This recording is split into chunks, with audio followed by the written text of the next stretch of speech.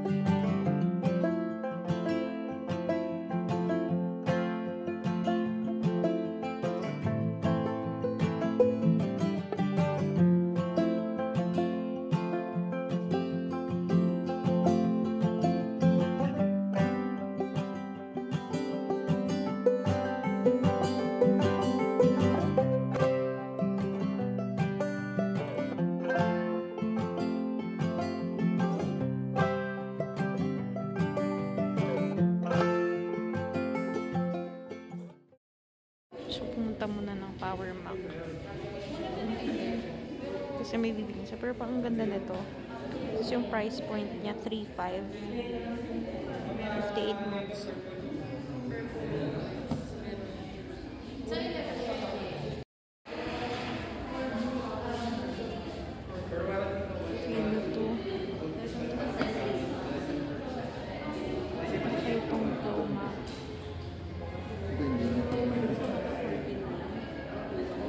Sinamahan ko lang si Tam siya kasi Alisa. So yan, may nabili na sila. I think 13 binili nila.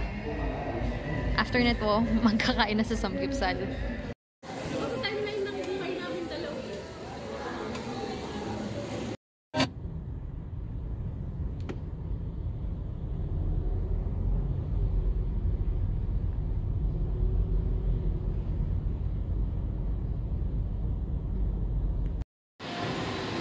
Parang ang ganda kasi nitong dalawa.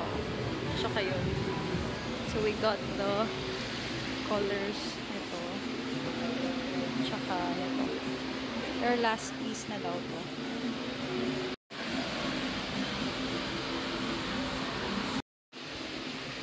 Ang ganda ng shoes nila. Like swear. I think yung mga ano rin nila. I think I'm gonna go back here to get this. Super nice. Sorry, ang ganda. Ganda niya. So happy with my purchase. Grabe. Alam nyo, pag talaga wala kang planong bumili, dun kami nabibili. Pag naman, nakaplano kang may bibilin, wala ka nabibili. Laging ganun para sa akin eh. Then, I've been looking for parang brand new heels that I'll use for work. And ako yung tipo ng tao na gusto ko yung comfortable. So kapag, dahil nga sa work, everyday kaming naka-heels because I work for the bank and super strict ng protocol namin sa dress code sa office at kailangan yung mga babae naka-heels. Talagang alam ko agad yung sukat ng heels kapag bet ko siya at perfect siya sa paa ko.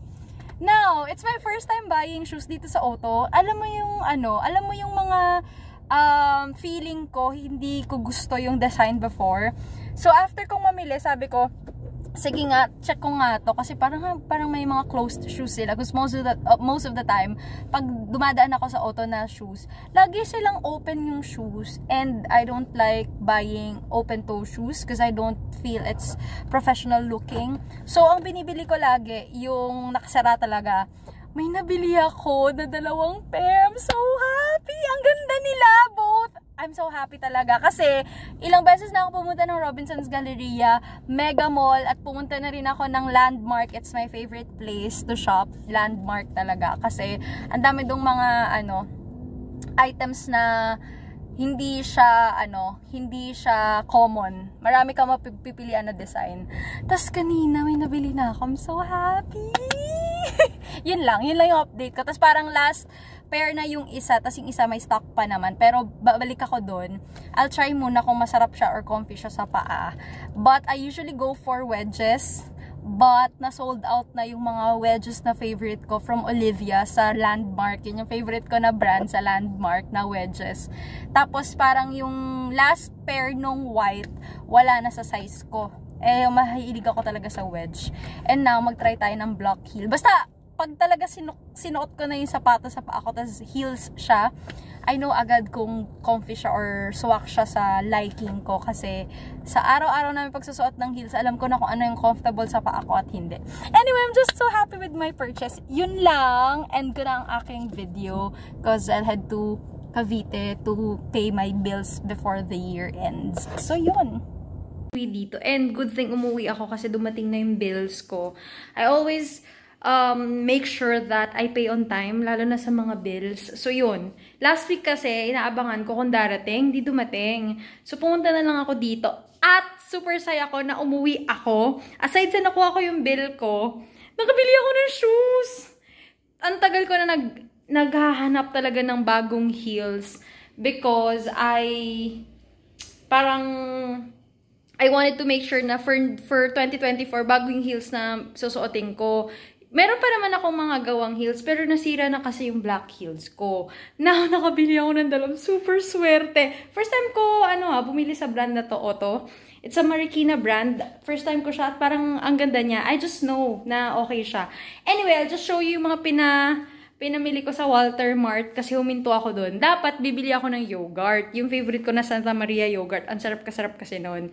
Pero, by the way, this is an unupdated video. Updated yung video na to because, diba, I am uploading other videos from mga late kong upload. This is updated.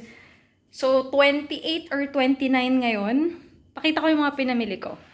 Grabe, lahat na to. 700 na. So, bumili tayo ng pipino. Bumili ako ng prutas. Ipe-prep ko yan later. Tapos, mangga. Kasi for my salad, I like yung salad ko may mangga. Tapos, lettuce. Favorite natin to. Lahat to. Ay, bakit nilalanggam? Bakit may mga langgam na? Di pa ako nag-meal prep, may langgam na. Anyway, unahin ko na yan. Tapos, bumili ako ng broccoli.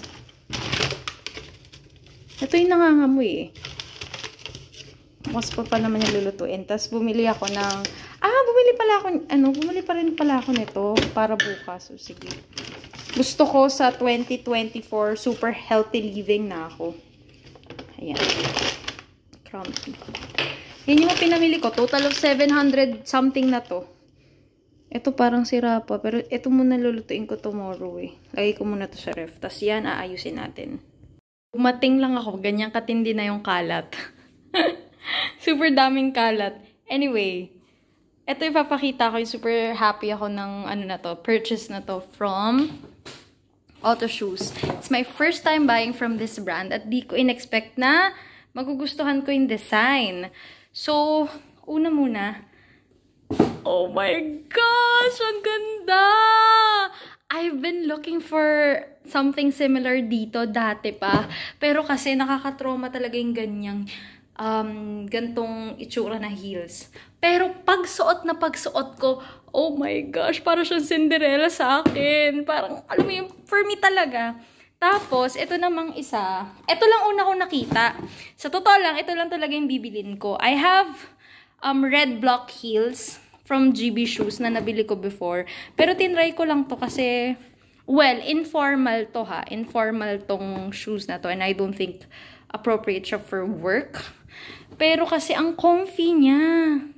So, yan. Pero ito, super perfect. Parang gusto kong bumalik doon para bilhin yung, yung black nito.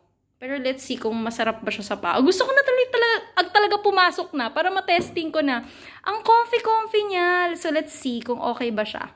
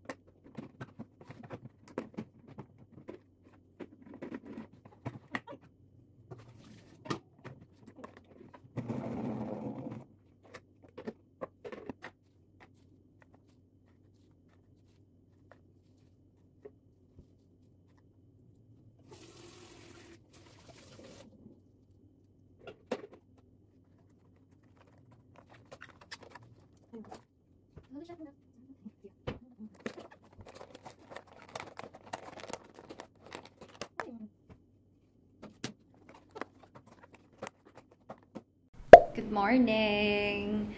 Katatapos ko lang mag-ayos ng mga i-declutter ko. I usually bring my stuff here in Cavite kasi mas madali ko siyang masosort kaysa kapag nandun ako sa bahay ng parents ko.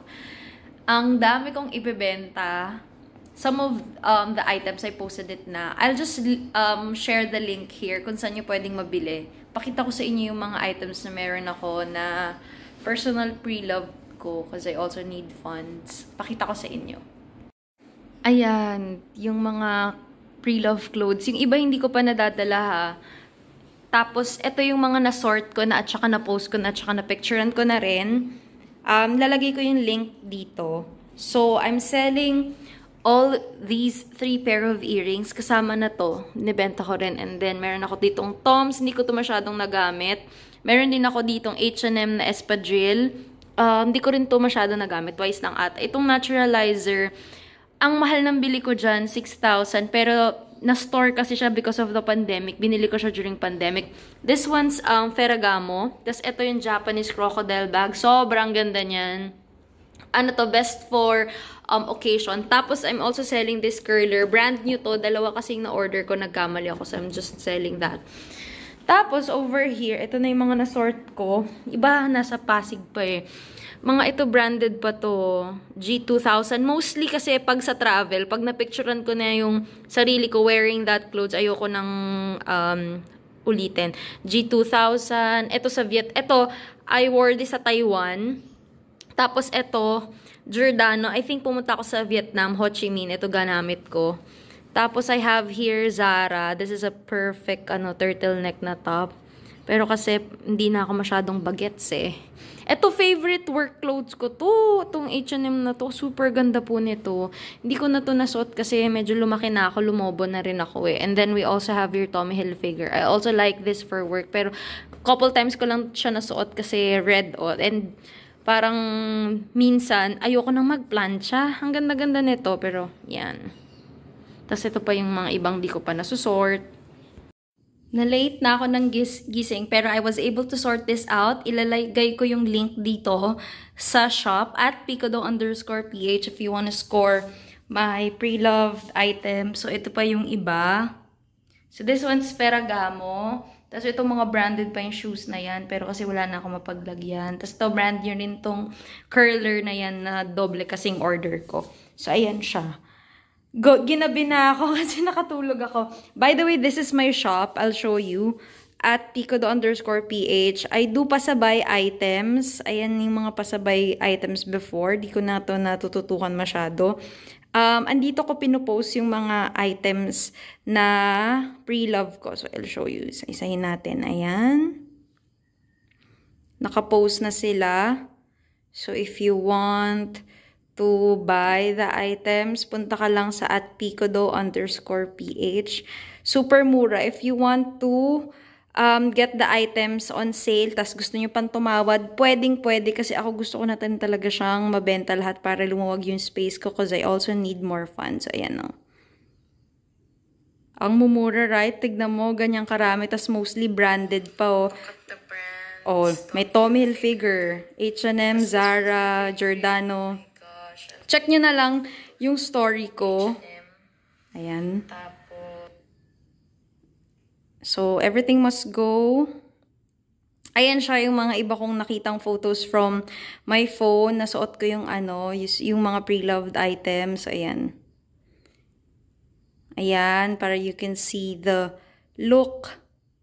So, diba, 17 pieces, 3 bottoms, 14 tops for 1.5. Murang-mura na. So, I also indicated there the size references. Mostly for work appropriate to eh. Karamihan, may short po. I love that short pero I have to let go. Tapos ito, off-shoulder. Ang dami dito. Naiiba dyan once or twice or sa travel photos ko lang sinuot. Kasi kapag nasuot ko na na-post ko na yung damit sa travel ko, di ko na kasi siya inuulit-ulit. Sorry. So, ayan. Ganda, right? Okay. So, yun lang. Go check na yung shop ko at picodo_ph for the pre-loved items. So, ayan. I forgot to end the vlog. Thank you guys for watching the video. Bye! Happy New Year!